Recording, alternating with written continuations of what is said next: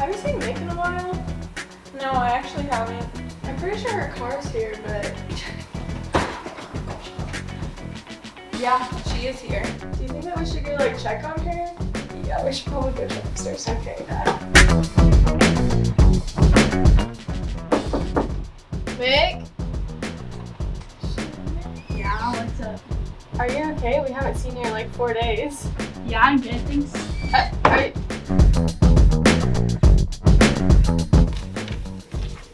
Alright, dude, it's your turn. It's your turn, are you? I'm studying, sorry. Oh, you were in the middle of a game. Nah, But dude. I'm studying. Dude, Greg's here. Going to Sonic. Okay, have fun. No, like we're as a collective unit going to Sonic. No, I can't, I gotta study. Bro, 3:15, happy hour, end of 45 minutes. Dude, but I gotta study. Whatever, dude. Have fun studying whatever you're doing. Hey, where are my Cheez-Its at? I went to the store yesterday and bought some.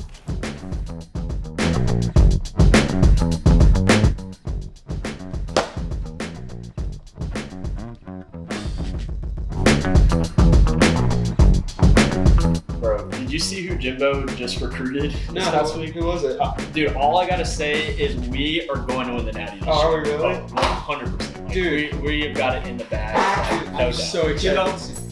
Best hire of all time, alright? Oh, I love movie night. Thank you. Okay.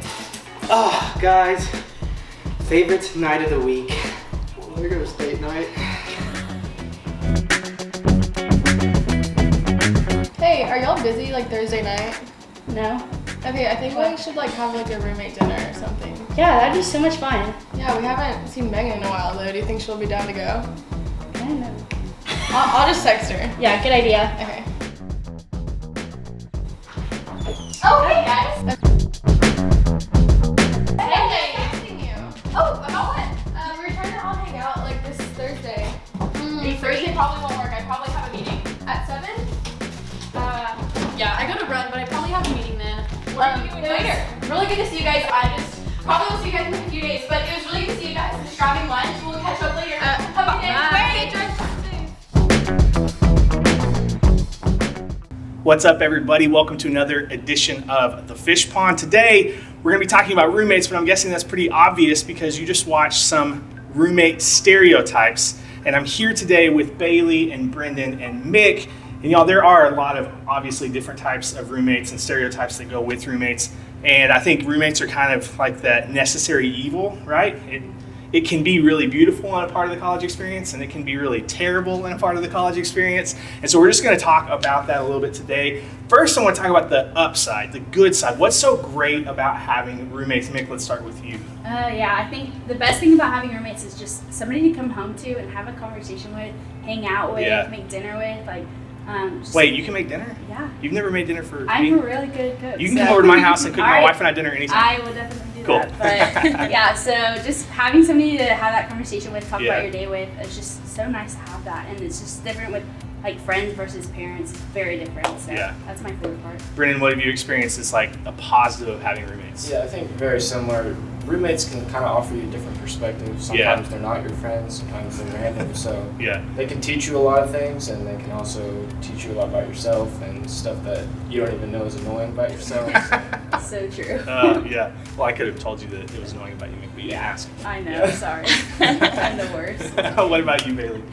So I think for me, like, it was really great having friends as roommates Yeah. because they know everything about you. And so when you are down and you just like don't really want to be around people, they can come in and kind of like pick you back up Yeah. and make you have fun again. And so like Mick said, you can go have dinner together. I know personally I love to bake, so like we go bake cupcakes Nice, together, and nice. it's just like a fun time where you can step back away from school and take a moment to just like breathe and have fun. Yeah. So Okay, so you mentioned random roommates. Have you had random roommates? Not random, but a Okay. mutual friend that I only met once. Okay. before I met them. Okay, so, and then Mick, you've had I've had random have you had roommates. random roommates I as well? have had random. Okay, so let's talk about that a little bit, because some people that are coming in are probably coming from high school with friends, and they are excited to be living together. Other people, it's just luck of the draw, right? They just filled out the little roommate profile and hope they get matched with somebody. So talk about that a little bit. What's it like living with and not just tolerating, but actually like developing a relationship with people that you didn't know really well going into it? Start with you, Brendan. I think one of the most important things is just communicate. Like follow them on social media before you move in. Yeah, that's you don't good. want to be moving in and be like, "What's up?" Yeah. So I think just like getting to know them. You know, what is your focus on in college? Hopefully, y'all have similar mindsets and goals. So Yeah.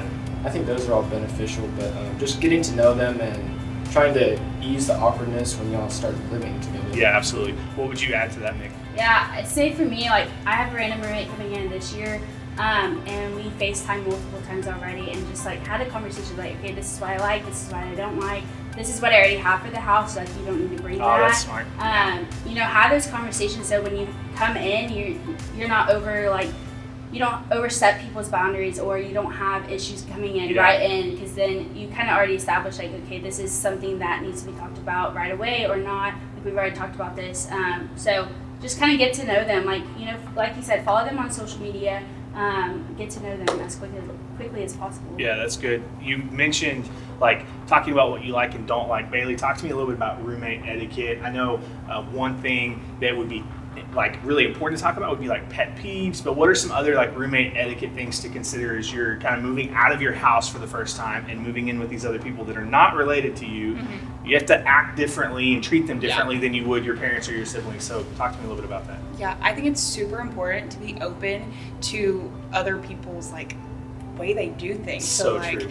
So you might be a morning shower person, but that person might be like a night shower person. So, or you might both be a night shower. So you've got to figure out like the times, like, okay, like, yeah, I want to take a shower right now, but like, you go ahead, I can go do something else. Or like, I know one thing that was like, for my roommates my freshman year, how to load the dishwasher. Like, that was one thing we kind of argued. Or to load the dishwasher. Yeah, like, we kind of argued about, like, how to load the dishwasher because each person comes from a different household and they do things differently cleaning-wise. So you just kind of have to be open and just, like, learn to adapt to what other people do. Yeah, that's absolutely. Really important.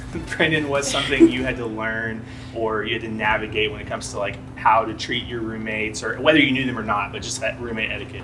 Yeah, I think it's a lot that I learned was like personal space. You know, sometimes people want their personal time, and for me, that was when my door was shut. It's like, please don't bother me. I'm either sleeping or studying, so I'm trying to grind something out. So I think it's recognizing when, like, it's okay to be social, and then, like, hey, there's times where you gotta get stuff done. So. Yeah, absolutely. So the door shut is a great like indicator saying, hey, did you have that conversation with them and say, hey, when my door's shut, this means this? Yeah. Okay. At first I didn't, and it was a mistake because like he would try to pop in, but then I was like, hey man, like my door's shut, I'm trying to do something. Yeah. Like, I just prefer something. Yeah, that makes perfect sense. What about you, Meg? Yeah, I have a lot of pet peeves. One, slamming doors. Like, oh, that's the biggest pet peeve of mine. I think dishes just sitting in the sink bother me also. And then moving my laundry to the dryer is a big thing for me. So just don't do that. But have these conversations because those things really bother me. And if I didn't I didn't communicate that to my roommates, and they wouldn't know that. Yeah. And then they'd be like, wait, what's bothering you? You know, and like have that conversation. Yeah, I think there's so much. I think there's so much wisdom in that because, and this is true in any relationship, whether you're living with someone or it's just a friend. If you just assume that they know something and then treat them like they should know that, it's just not fair to that person. And so the more you can communicate and kind of set those expectations. So communication is huge in any relationship. I think it's maybe even more important when it comes to people you're living with your roommates. So talk to me a little bit about best practices for communication. Mick, what are some things that y'all have done to help that communication process as roommates? Yeah, I think just having like a group meeting of like, okay, this is what's going on in the house, this is what we need to talk about, and just having an open dialogue. Okay, this is just things we need to work on in the house. These are good things. Like have an open mind to having that weekly or monthly meeting, and start a group text message with people. It's good to have just that group text going and saying, okay, like please, like if I'm coming home at this time, having that open communication of, okay, you can lock the door, you can't lock the door, kind of thing. So start a group text, have weekly and monthly meetings with your roommates, just to set boundaries and have that open communication. Yeah, absolutely. Brendan, is it important to communicate with your roommate, like if you want to have friends over, or if you have a big test the next day, like these different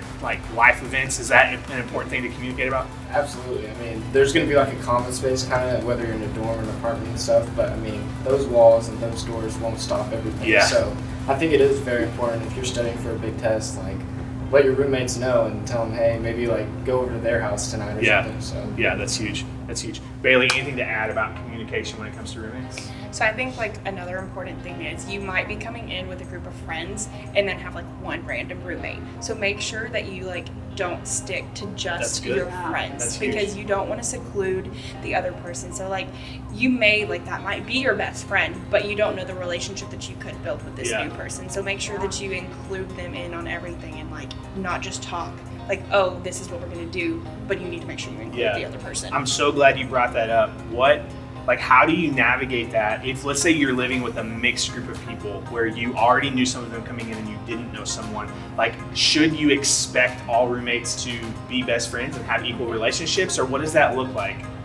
You definitely don't, because I mean, I know like my freshman year, it took a while for us to like actually become friends, and we butted heads a lot about things because we were very like basically the same type of person.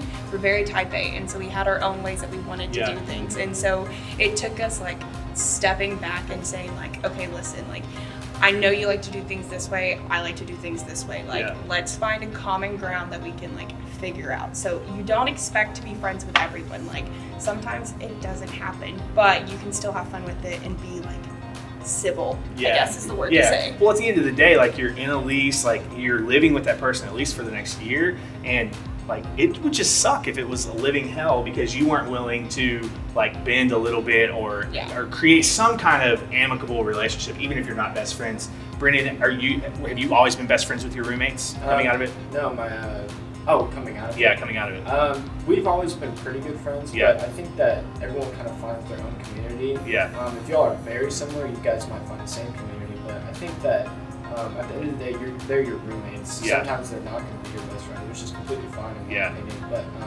I think that you should still respect them and honor their priorities and what they want.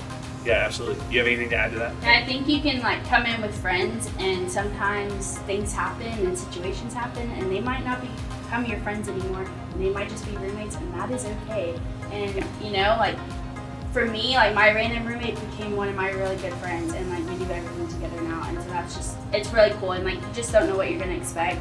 So just be open-minded and willing to like work on those relationships. Okay, the reality is, and all three of y'all have said this, there are going to be situations that are difficult, and it may even come to this place where like you just are struggling to get along with your roommate, you're struggling to put that together and to even be civil to each other.